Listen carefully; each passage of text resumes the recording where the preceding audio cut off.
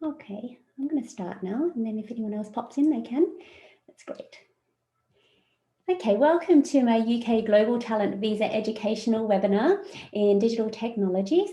Today I'll be going through what is the Global Talent Visa, the Stage 1 endorsement application and process. I'll also go through the new guidelines. I'm not sure if you're aware that before the 1st of December, there were older guidelines, and now from 1st of December, they've got new ones. So I'll go through the new ones. I'll also talk a little bit about appeals. It's always good to look forward, and hopefully you won't need to appeal the decision, but it would be good to learn about the process of appeals as well. I'll also go through a little bit about my packages of support available post the webinar, and I'll demo my DIY membership area. It's something that I've been working on for the past 3-4 years, where I've developed lots of templates and resources and videos. As I said, when I did this myself, I had nothing to go on. I had to do everything from scratch. But after 4 years of doing this, I've gathered a lot of resources along the way and helped a lot of applicants. So I've got, I put it all in a membership area for you. And then finally, we've got a Q&A session at the end. So just a little bit about myself. My name is Michelle Hewer. I'm Australian Vietnamese. I'm the founder and CEO of Made with Glove. It's a UK wearable technology company designing heated gloves. I'm also the Tech Nation Visa coach as well. And in 2016, I received my own exceptional talent endorsement.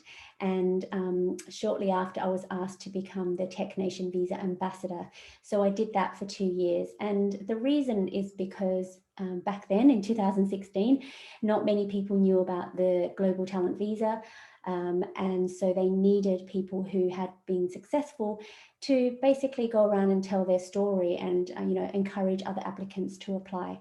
I was one of the top 50 that received exceptional talent and got my visa. So yeah, I was one of the first 50. So there was not many people doing it, and no one really knew much about it. So that was a really good experience doing that for 2 years. They've got other ambassadors now, but I'm not an ambassador anymore. The great thing about the Global Talent Visa is that it is a route to settlement. So in 2019, I applied for my indefinite leave to remain visa. And then I went on and got my British citizenship. So it's, my immigration journey has ended, thank goodness. It is one of those things that's always hanging over your shoulders. But the great thing about the Global Talent Visa, it is a route to settlement. So as I said, there is light at the end of the tunnel for all this, because I've had so many visas in the UK, but this one is the most obviously beneficial and really, really beneficial for everyone. So I've been in the UK for the past 7 years. I based myself in Manchester and Newcastle, so I live there. I also traveled down to London a lot, obviously for business, and London is such a great thriving tech ecosystem. However, Manchester and Newcastle still have tech ecosystems there as well. I immersed myself in all three actually, and quite knew a lot of people in the tech sector there. So the one thing that was that all the tech ecosystems had in common is that everyone is so friendly, so supportive, and willing to help you if you are active and you give back to your community. So that's the one thing that I got away from the tech communities in all three cities, and that's why I've stayed in the tech sector. Before I quit my job to become a tech entrepreneur, I was an Australian solicitor, worked all over Australia, Perth, Melbourne, also moved to New Zealand and worked there for a bit, and then decided to move to the UK. How this all started was after I got my visa, or actually endorsement. I wrote a blog because, as I said, no one really knew about this visa, and the process is quite stressful. So I wrote a blog, and that blog went a bit viral because a lot of people contacted me from all over the world. And that really then spurred me on to continue writing different blogs. And what I did was I found other successful recipients. So I interviewed them and wrote about their story. And then it just snowballed from there. I had so many hits on my website. I had, heaps, loads of inquiries. So that's how this all started. So I've been doing this for, 4 years, 5 years. So over the years, I've helped over 250 tech entrepreneurs, senior execs, and tech employees. My success rate is 80%. Versus a 54% endorsement rate. Some of my clients have received a successful result within 3 hours to 27 hours. Like that's been the quickest. But obviously the time it takes for TechNation to come back is up to 8 weeks. But luckily some of my clients have received a response well within the 8 weeks, which has been amazing.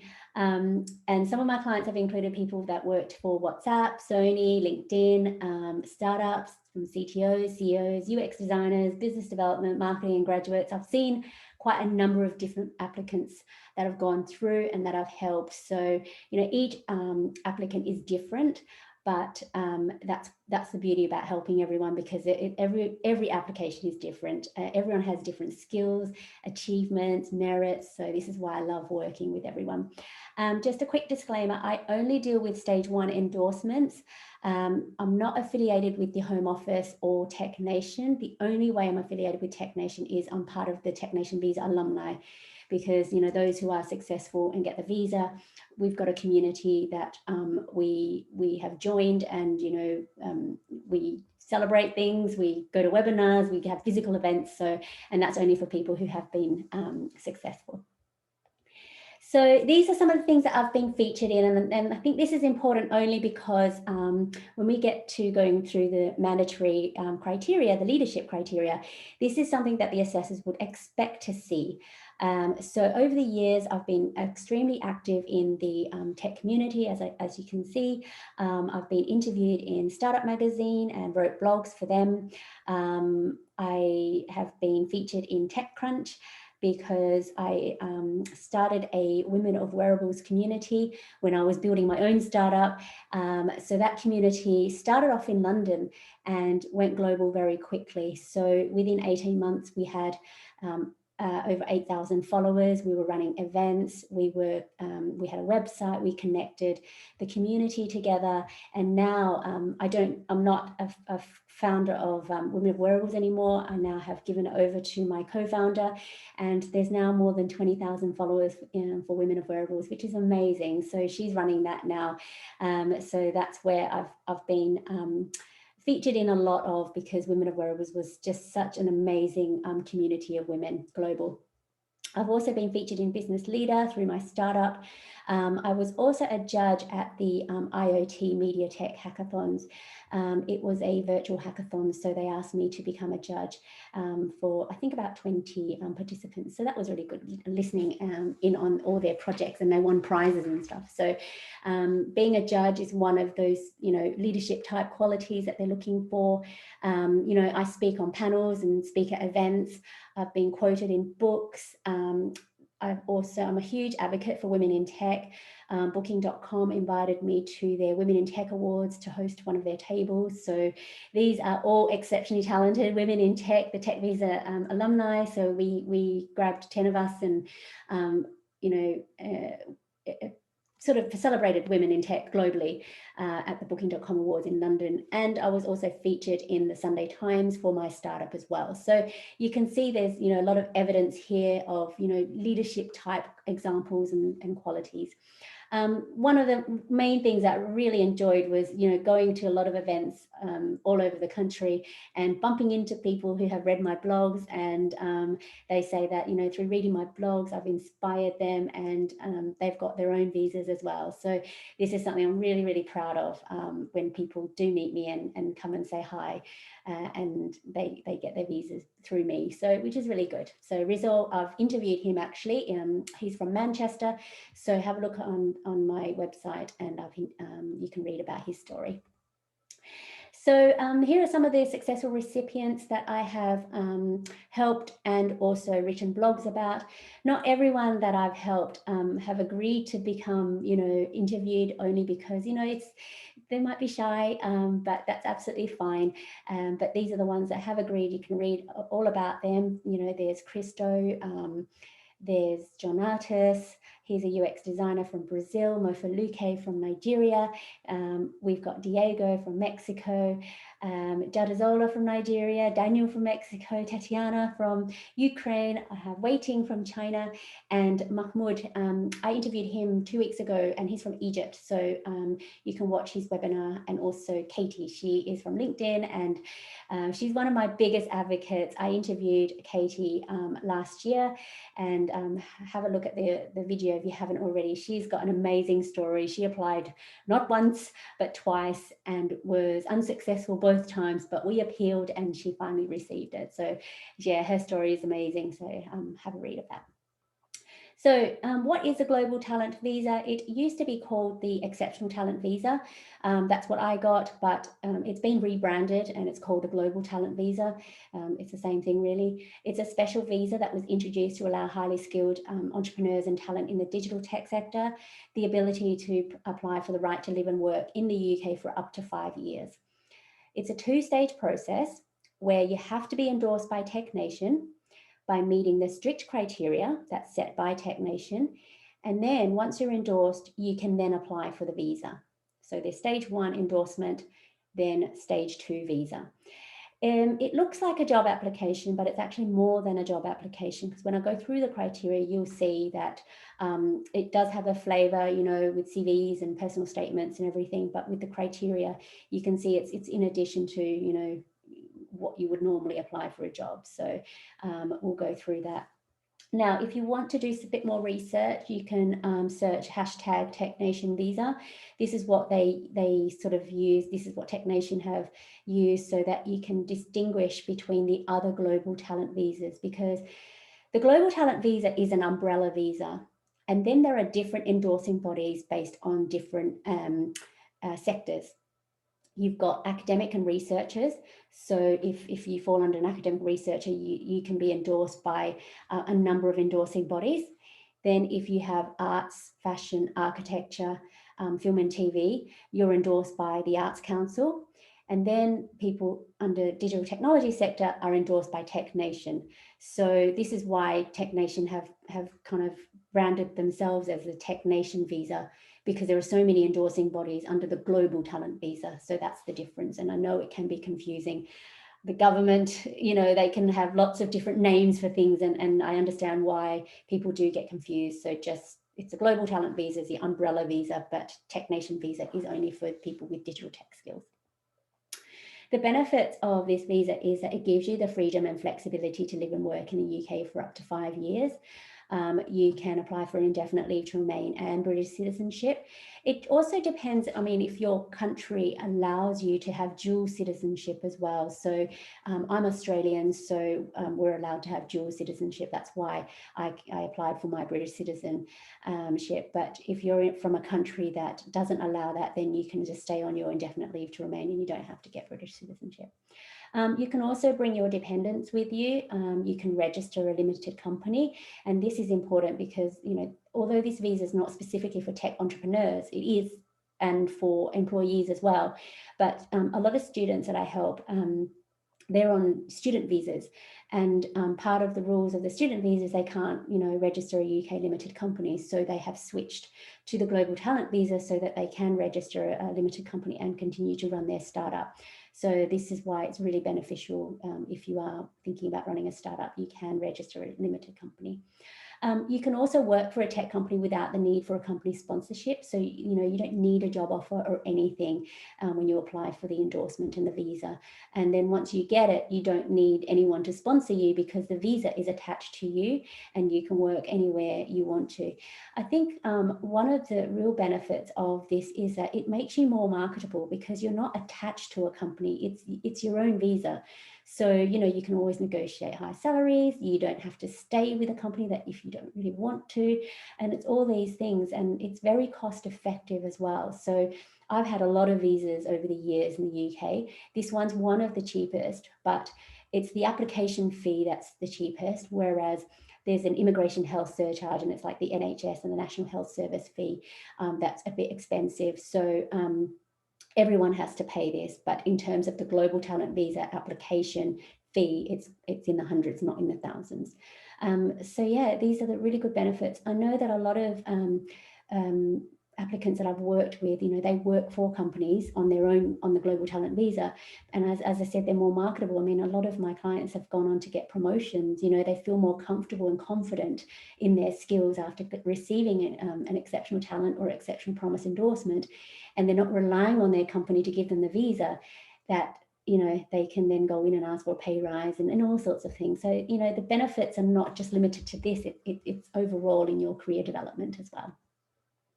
Just quickly, some of the stats. In the past, there's, obviously people from the USA and India, Russia, Pakistan, and Canada. That's a lot of applicants are from, but there are, I think, applicants from over 90 countries have applied for this, which is great.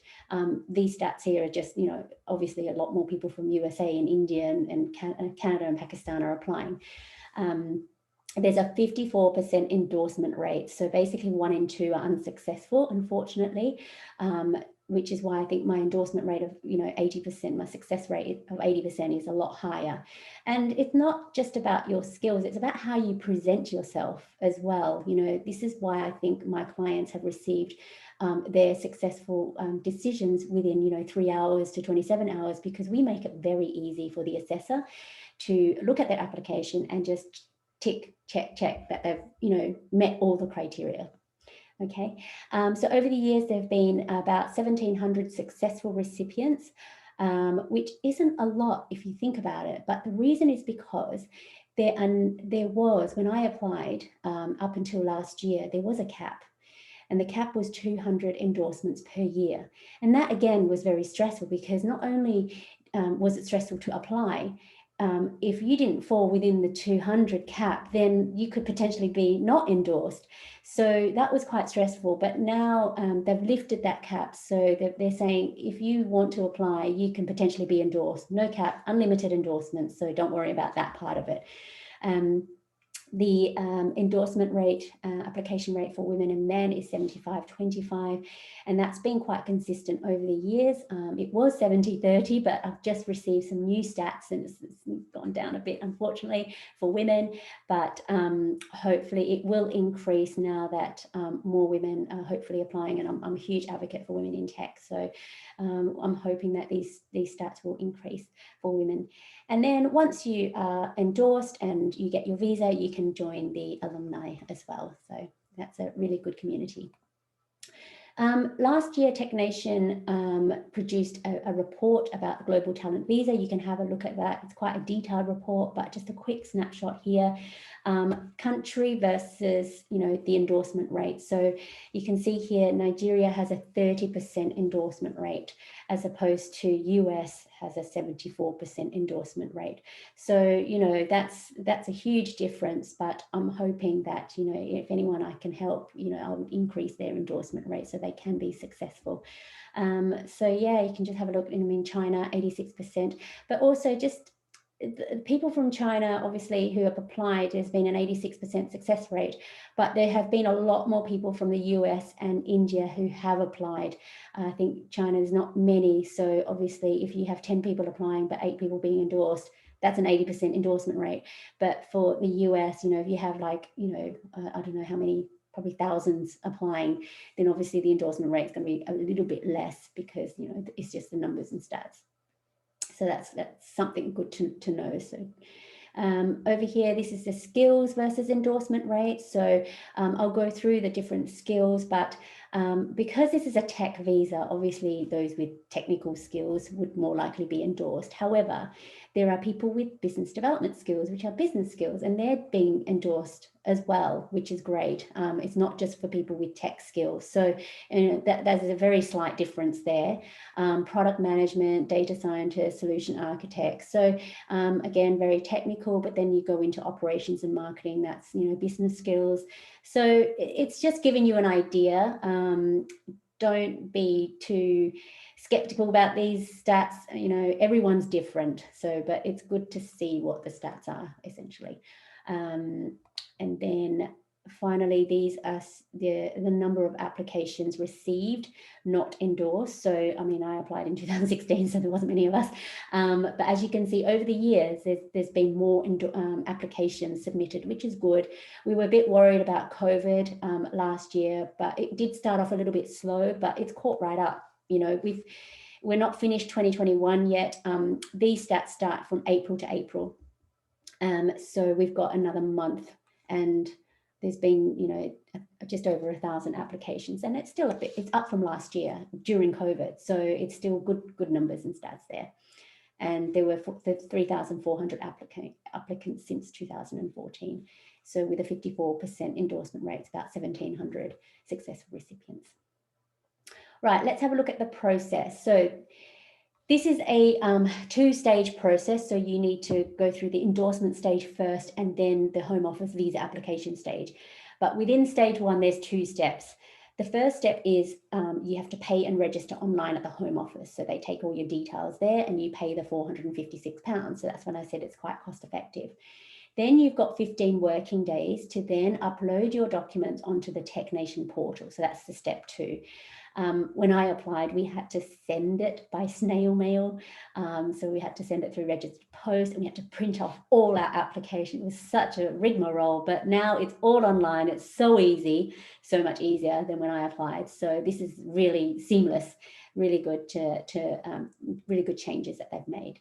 So once you've uploaded your documents on the TechNation portal, you hit submit, and then you have to wait, and it is up to 8 weeks in which they will come back to you. And what happens is TechNation make a decision, they send it to the Home Office, and it's the Home Office that contacts you, emails you on the email that you've provided, and also please check your spam.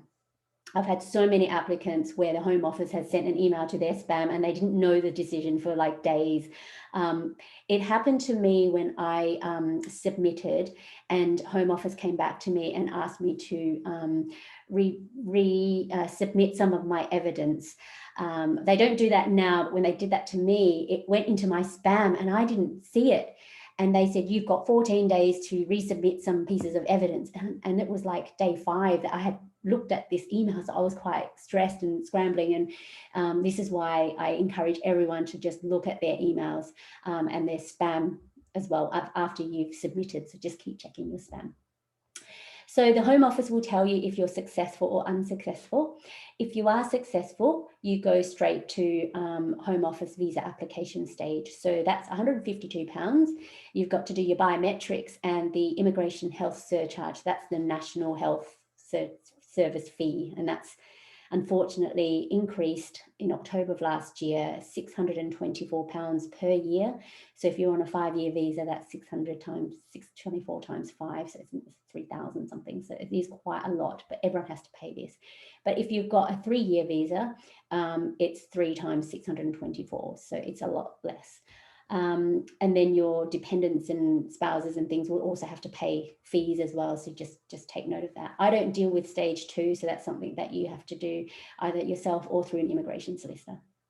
Then you get, it takes 3 to 8 weeks for you to get your visa. For me, it took 2 weeks, but that was because I wasn't home when my passport arrived and I couldn't sign for it. So they went away, and then the postman came back and I got my passport with my visa in it. So that's why it took 2 weeks, but it could have taken a week, which is quick.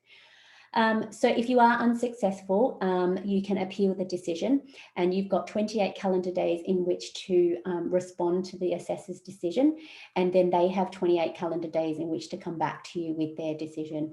And then if you are, if the decision is overturned, you're successful, you go to stage 2.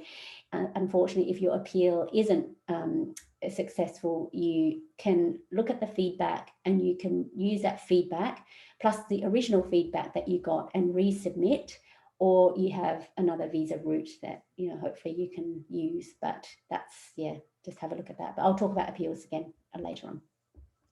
So just quickly over into the eligibility requirements. As I said, even though this is a tech visa and these are people with technical skills, but if you have business skills as well, you can still apply, so long as you work obviously in the digital technology sector, working for product-led digital technology companies. And I'll go through that in a sec. So, you know, obviously engineers, AI, cybersecurity experts, developers, VR, AR, game designers, you know, obviously people with technical skills, and then the ones with business skills. And I help a lot of people with this. People who are working in kind of growing businesses in the commercial side, you know, selling, product managers, if you've got a digital marketing experience, if you're in biz dev, you know, your job is to grow companies, hopefully product-led digital technology companies, so you can apply under a business skill. What TechNation have now specified is that these people who work in these specialisms unfortunately aren't eligible. And it's really those who work for agencies and consultancies. This is what I've been asked a lot. So TechNation have made it very clear that anyone who works as an outsourcer or consultancy, either in technical or management consultancy, unfortunately, they're not eligible. This is because they kind of outsourced by, you know, companies to build products for them and then give it back to that company for that company to then sell. So they don't really want that. They want you to be working for the actual product-led digital technology companies and then help them build their products, not, you know, the other way around. So just double check that. I do get a lot of questions about that. So if you need to ask me, I will have a chat to you. So there are 15 documents which you have to prepare. And out of those 15 documents, 5 is what everyone has to do. And that consists of one CV for 3 pages, a personal statement, which I like to call a professional statement because it's about your professional achievements and impact to the digital technology sector. So that has to be 1,000 words or 7,000 characters. And this is something that you have to upload. Basically, you put it into the TechNation portal. So you don't upload the document, you just do a copy and paste of the text into an online form. And then there's a character countdown. So you have to fit within the 1,000 words or 7,000 characters. Then you have to provide 3 letters of recommendations by experts in your field. And this one's quite hard because TechNation have criteria which your experts have to fall within. So when I help clients, we have probably about 5 to 7 experts that my clients list, and we go through them one by one and make sure they have the credentials or the right credentials that fit the criteria. These experts have to be from different organizations and they have to be senior. And they have to talk about, you know, obviously your work and how they knew you and why you should be in the UK and what your future plans in the UK are.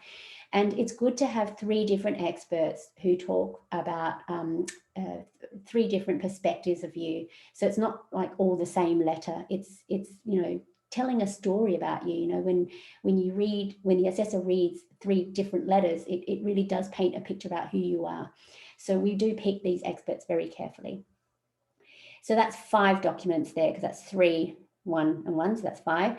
Then you have to produce 10 documents, and that's where you pick your mandatory and optional criteria. So there's 5 criteria and you pick 3 out of 5, and I'll go through that in a sec, and they have to be 3 pages each.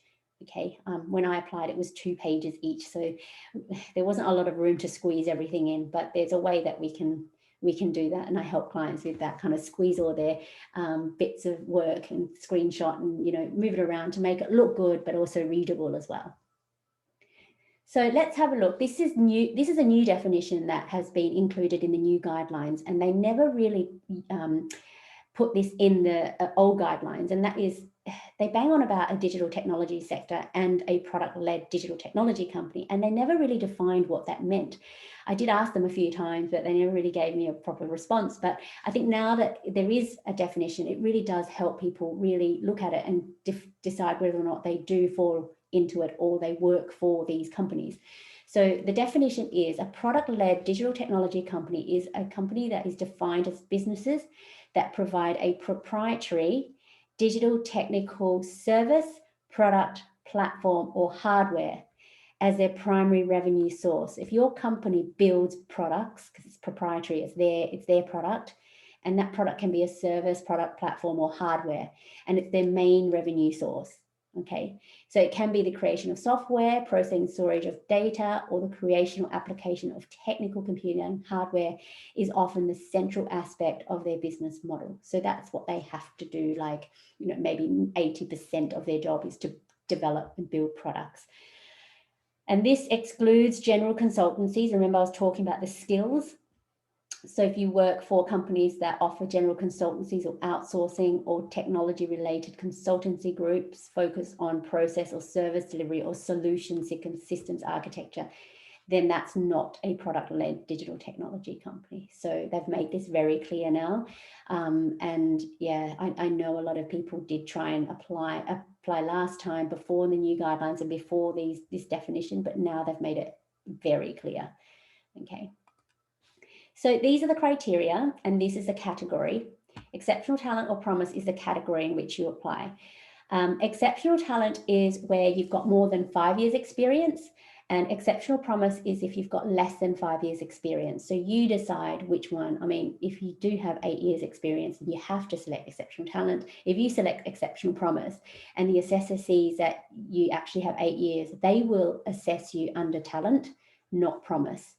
And it's quite interesting if you are, you know, being cheeky like that, you can't really, because in the criteria, there are differences between talent and promise.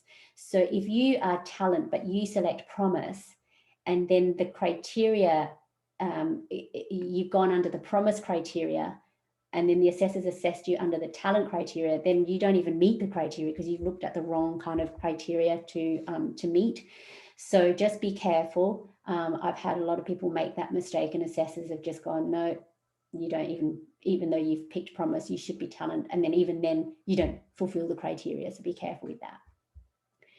So also another reason, another difference is if you are endorsed with exceptional talent, and this is what I was endorsed with, within 3 years, you can apply for indefinite leave to remain. But if you get exceptional promise, you can't apply for indefinite leave to remain until 5 years.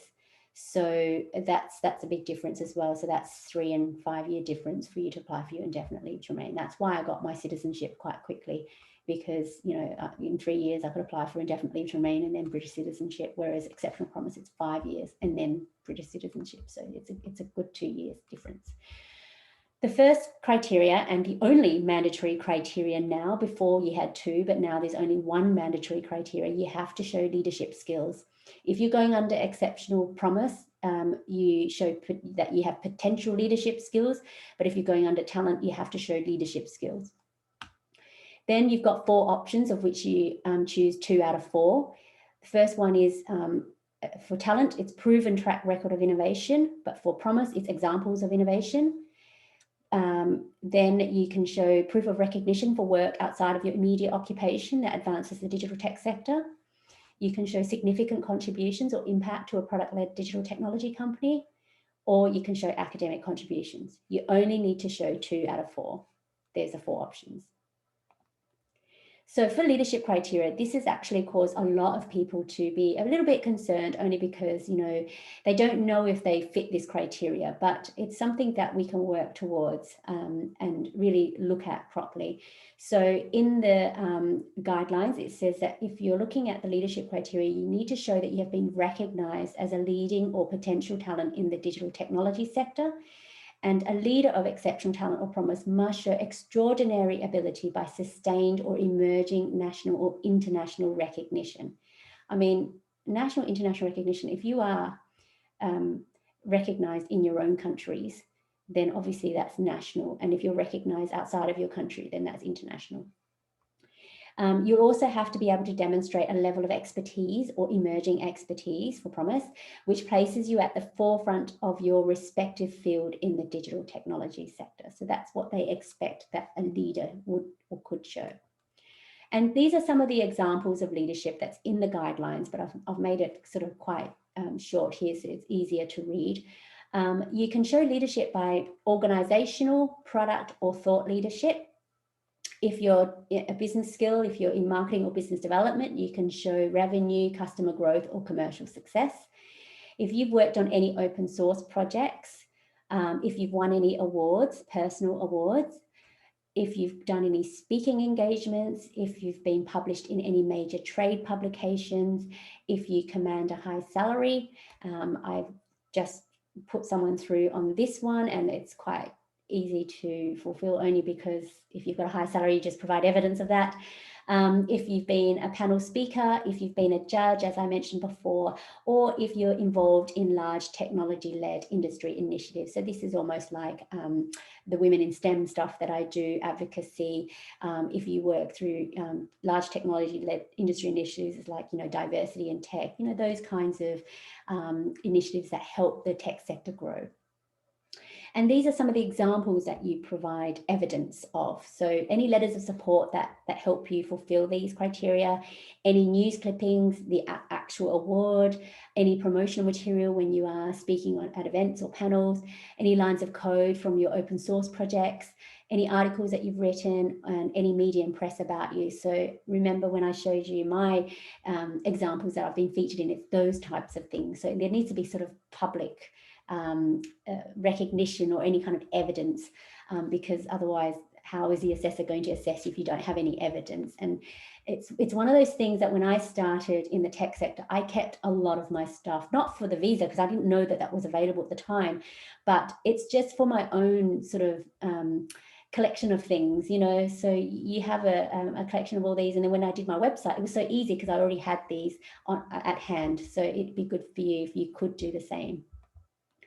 And this is something that's quite important as well, personal branding, when you're talking about leadership. And I had to build my personal brand when I changed from being a lawyer to a tech entrepreneur.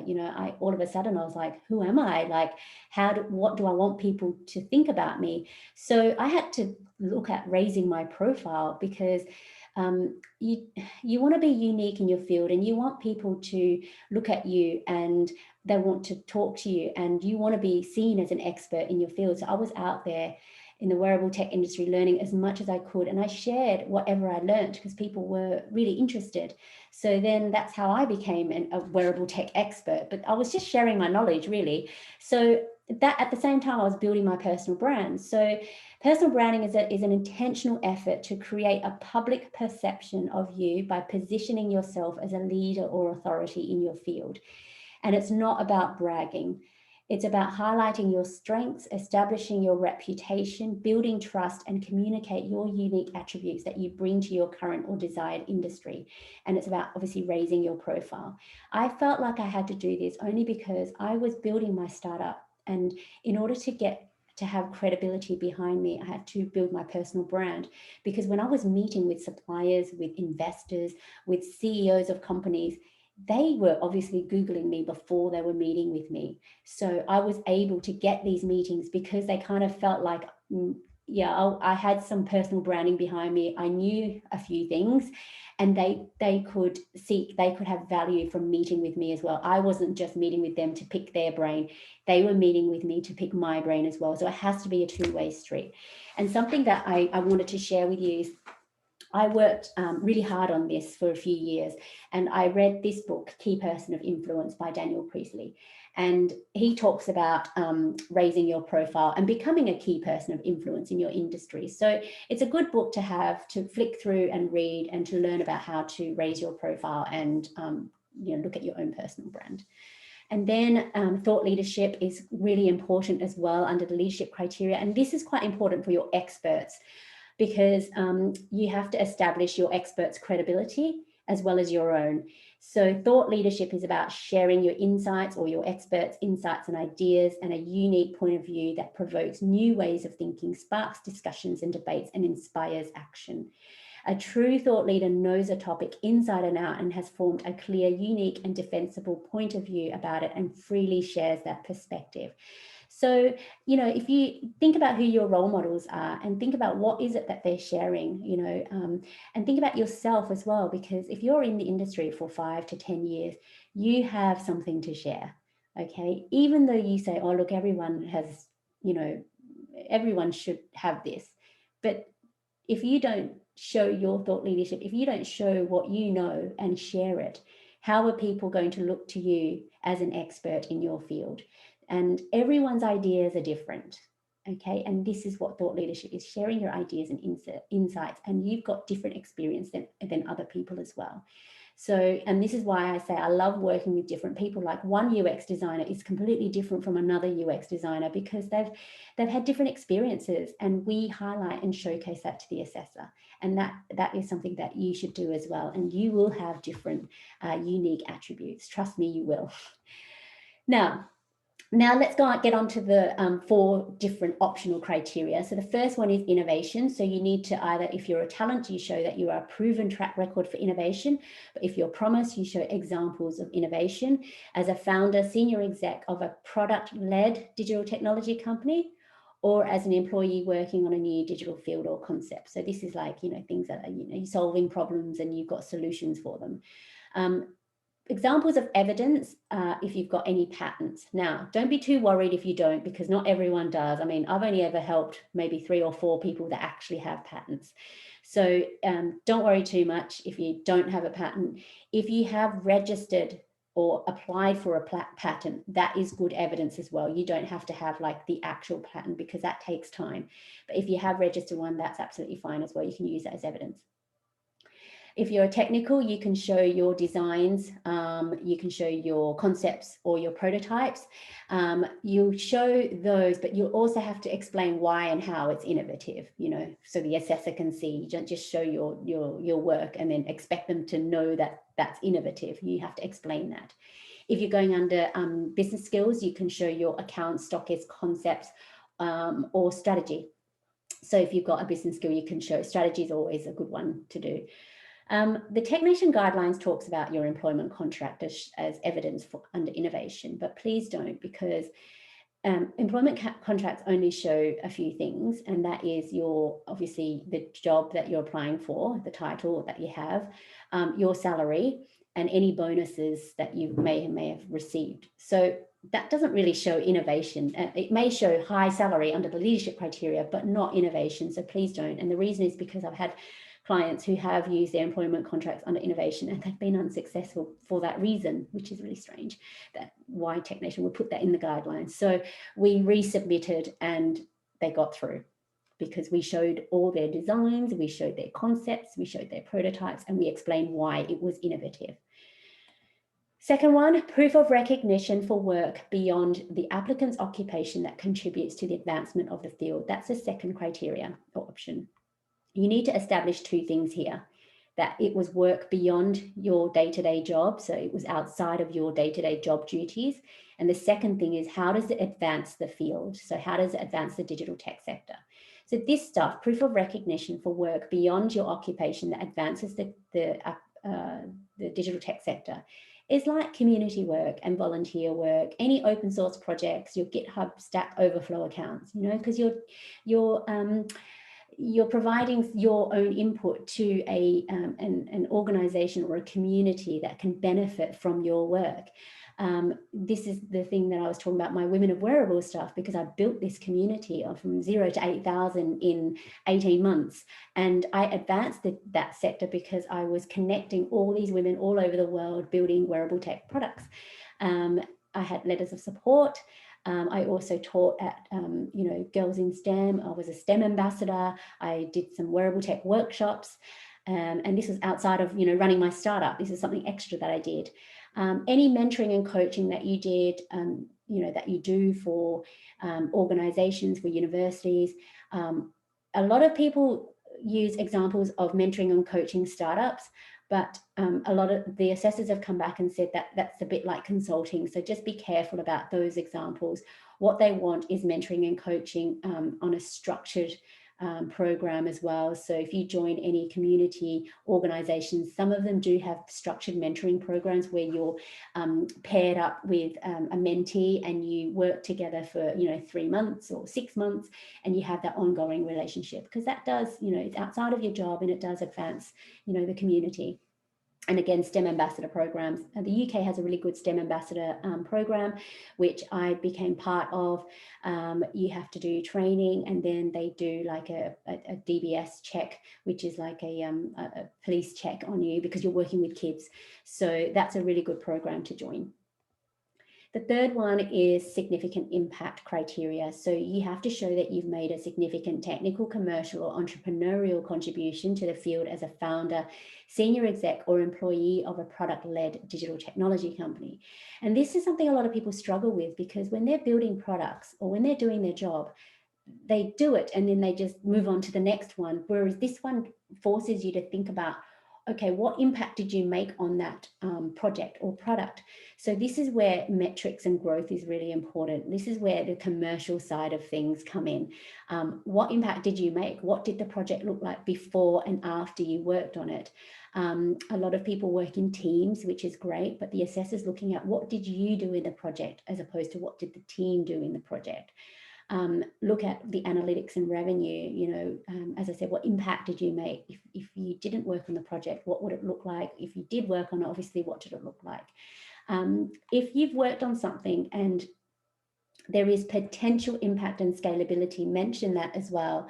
So for example, I'm working on my gloves, but we're working on the heating technology, but the gloves is one aspect of it. The potential scalability and impact is we can apply the heating technology to other accessories like hats, beanies, scarves, socks. So that's potential scalability. You can apply it. We're just working on the core technology and applying it to gloves at the moment, but we can scale it. Any awards that you have contributed to the company winning because of this product or project. And think about not only the impact to the company, but what about customers, partners, or the industry? Think a bit broader than, within your own company. What does it look like in the market? So that goes one step further. And I think that's quite an interesting perspective to have for significant impact. And finally, academic contributions. Not many people choose this, but if they do, you need to demonstrate exceptional ability or examples in the field by academic contributions through research published or endorsed by an expert. And these are things like, published in journals, or if you've received any R&D grants or innovation vouchers, if you've done any or contributed to academic research, and letters of support from professors are good. I use this criteria because when I was building my technology, I worked with a university and they were helping me build it, but I was also contributing to their research in that field as well. So it was like a two-way benefit, mutual agreement between the two of us. So I got a letter of support from a professor to explain how my project contributed to his research. I also won innovation voucher as well. So I produced that. So just be wary, like if you are looking for any letters of support from experts or from industry or academia, it takes time. More time through academia because they have, teaching and all sorts of things to do, and they're not, they may not feel that this is a priority for them, but it is for you. So you just have to be mindful that you give them enough time to write this letter and give it back to you. I had to chase the professor for so many weeks. So just be mindful of that. Finally, appeals. I talked about, it is important to know about the appeal process. There's a 54% endorsement rate. So with 3,400 applications versus, 1,700 endorsements. So obviously there will be appeals, and look at the assessor's feedback and then see if they made a mistake. And sometimes they do, they're human. Some of the comments are quite interesting. So we go back and we question that and explain to them that, no, actually they made a mistake and this is where they made the mistake. And then you cannot produce new evidence in your appeals.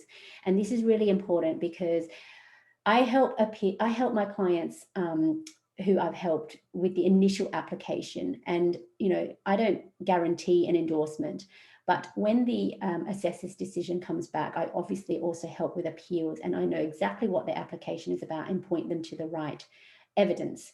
Whereas when I help clients who have done it themselves or had other consultants to help them, they have not added particular types of evidence which should have been in there in the first place. So that's where we fall into a bit of trouble, because there's no new evidence. Like, you know, if you want to say something, say it in your initial application. So that's the big danger. When I help my clients, we go through it like a fine-tooth comb. We know that if there is an unsuccessful result, we know no new evidence can be produced. So we put in as much evidence as possible in the initial application. And, you know, usually my clients get it. So it's just assessors do make mistakes. And this is where you have to convince them how and why they made the mistake. 28 calendar days. And there are strategies and options as well, which I discuss with all my clients when they come to me. Should I appeal? Should I resubmit? Should I wait? You know, all sorts of things. So yeah, just have a chat, because there are ways that we can resubmit or decide to appeal, but then use the feedback to resubmit. So it's good. The more feedback, the better. And you can apply as many times as you like. It just depends if you have that in you to reapply. I've spoken to a lot of applicants. One particular one, he applied 3 times before he was successful the 3rd time. So, you know, if you've got it in you, do it definitely, because he's got lots of feedback. Finally, my top tips: start preparing early. You should really look at it from 3 to 6 months, because it's a process. It's, you know, gathering 15 pieces of evidence is no mean feat. And also you've got your full-time job as well. So it does take a while. I mean, I have helped applicants do it in 4, and that's quite intense. It is doable. I mean, if you don't have a full-time job and this is all you're working on, then obviously you're going to have more time. But obviously, normally my clients take about 3 to 6 months. Consider your future plans in the UK, your 1 to 3 and 3 to 5 year plan, because that needs to be in your personal statement and all your letters of recommendation by experts.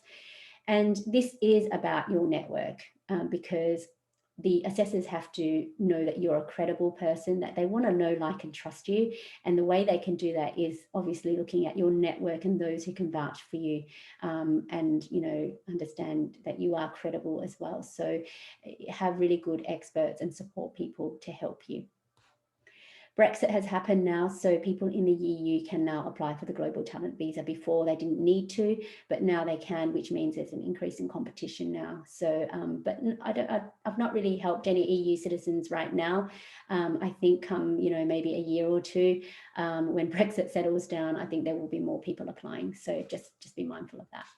I've got a couple of packages of support here. My DIY membership area, which I'll quickly show you in a sec. I've got 2 new packages, which has been really popular. My strategy sessions have been really popular in the last month. I've only just introduced this. Basically, I spend up to 3 hours with you. I give you access to my membership area. So 3 hours, and we really nut out your application. I give you a high-level overview roadmap of who your experts and support people should be, what criteria you should select, what documents should go under each criteria, so that you have an overall high-level roadmap, and then you can move forward with your application. So we've had some mammoth sessions in the last month, and they've been really good, actually. And I really ask the right questions so that my clients can really think about their projects. Review package. If you want to do it yourself and then you want me to come in and have a look, that's fine. And then my premium coaching package is an 8-week engagement where we have weekly meetings. I hold your hand from start to finish for this stage 1 endorsement process. And this has been my most popular package, and this is why my success rate is so high, because we work really closely with each other. And I do interview my successful clients when they receive a successful result. So, and I only accept a limited number, obviously, because it's such an intense process. So I do have a bit of a waiting list at the moment, but, you know, we can start with the strategy sessions, and then obviously you can upgrade to either the premium or review package. And then I also help with appeals. Appeals give me great insight into what assessors are looking for. So in my membership area, I've got examples of appeals and decisions by assessors. So have a look at that. It's really good to look at them, because then you want to obviously hopefully not receive the same feedback by the assessors. You've got more information here. My website has been launched, revamped. Obviously, I do educational webinars and inspirational webinars. So I've got an inspirational one coming up, which I'll show you who's next. Newsletters, I'll put you all on my newsletter. I'm on Facebook, LinkedIn, and YouTube has been extremely popular for me in the last year because I upload all my videos onto YouTube, so you can have a look at that as well. So have a look at my website because I've introduced a new tab which has got lots of resources in addition to my obviously membership area, but I've got an ebook and also infographics which I created for you. I've got 4 infographics, so have a look at that. That was really good to do, so you can have a look. And then finally, we've got discovery calls on Mondays. I'm taking some appointments. Actually, it's actually getting fully booked now. So if you want to have a call, please have a look. You can book through my website. They're 15-minute chats after today, and you can download my ebook, as I said, on my website as well. Now, I've got 2 events. International Women's Day is coming up on Monday, so I'll be speaking more about the Global Talent Visa. this is a Women in Tech edition, so I've got lots of stats on women in tech endorsements and applications. So if you want to have a look, you can sign up, technoday.com. I've already recorded the session. Actually, I recorded it on the weekend, and they're going to play it on Monday to celebrate International Women's Day. So there's this is a global event. They've got, I think, over 150 speakers, and I'm one of them. So if you wanted to have a look, check it out there. And then on the 18th of March, which is in 2 weeks' time, every second Thursday, I have an inspirational webinar with Jennifer. She is a recent recipient. She is the head of product marketing for LinkedIn. So we worked really closely together before Christmas, and she received a successful result. So I will be interviewing her, and please do come up. I will send out details there on my newsletter tomorrow. Okay, and then finally, I'm just going to quickly go through my membership area. I know we're running a bit late, and I'm really sorry. I'm just going to, I hate doing this, sorry. Okay, so this is my membership area, which I talked about. You can buy it on its own, or you can have it as part of my strategy session package. The webinar presentation, which I've just done, is in here, but there's a lot more information. You've got the light version. There's so much more information that I've got in my webinar presentation. There's video explainers about my personal statements, and you've got templates there. You've got templates for letters of recommendation. So for example, in here, I've got explainer videos. You can download documents. There's a checklist, which is a roadmap. There's also, each criteria of, there's, examples in there. So I've got a webinar presentation in there, and also any guidelines and examples as well. So that's, so I've got loads in there. So that's really helpful to help prepare for the strategy session as well. And I've had such great feedback from clients who have gone through, because it's very well laid out. I mean, I'm very mindful about structure, because structure is really important when you're trying to showcase your skills and evidence. So yeah. I know I'm a bit late. I'm so sorry, but I hope it's been really helpful. Yes, there is a recording. I'm actually recording it now, so it'll be on YouTube probably tomorrow. So you can have a look at that. So that's fine. So does anyone have any questions? And I'm really sorry I have run over. There's no questions in the Q&A. There's only one chat.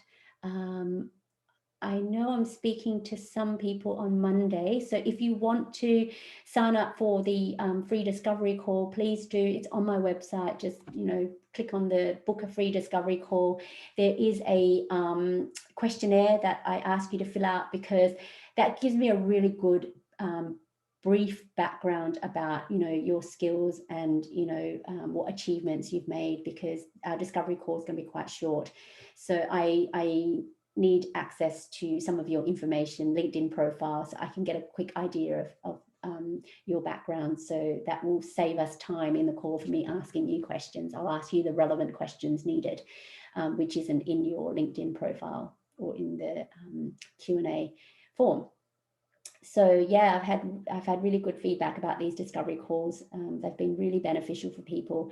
And this is how I start with my clients. They come to my webinar, we have a discovery call, and then they take one of my packages, and then I invite them after they've been successful to join my inspirational webinar. So it's a really good journey that I've been on so far. I love what I do. This is what I do full time. My startup is still ticking along in the background. I've got my technical team working on my startup at the moment, but I'm doing this full time. So this is what I live, breathe every day. And yeah, it's, as I said, I love it. It's very rewarding, and I love learning about different projects that people are working on, and then trying to help them with their applications to make it as strong as possible. As I said, I don't guarantee a successful result, but what I can guarantee is a strong application. And then that's why my success rate is 80%. So yeah, I hope that's it. I don't have any other questions, which is quite interesting. I hope I have gone through everything. Nodi, I hope that answers you. Yes, have a look at my YouTube. I will share my newsletter tomorrow, so check your spam, please, and then I will have all links to my LinkedIn, YouTube videos, resources and everything, so you can have a look at that, and hopefully that will help you. So if there's no other questions, I hope I've answered everyone's questions. And yeah, if you don't have anything, I'm going to sign off now. But have a fantastic day, and I hope I will speak to some of you soon. If not, digest everything. There is a lot of content, I know, in my membership area. There's even more, but I'm so pleased that you did come, and thank you for coming, and I'll see you next time. Bye.